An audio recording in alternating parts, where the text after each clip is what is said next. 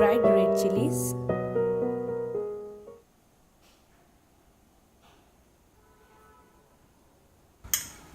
now put all your red chili in a pan.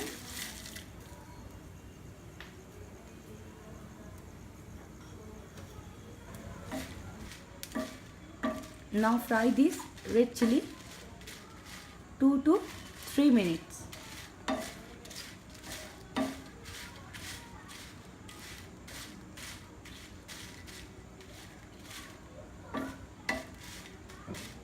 After cooling down the red chili, now put it into a blender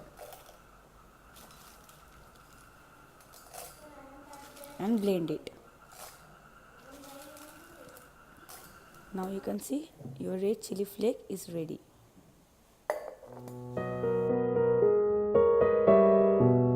In pasta or pizza or any other dish.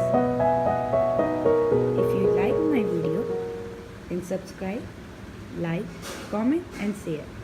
In my next video, I will share recipe with chili flakes.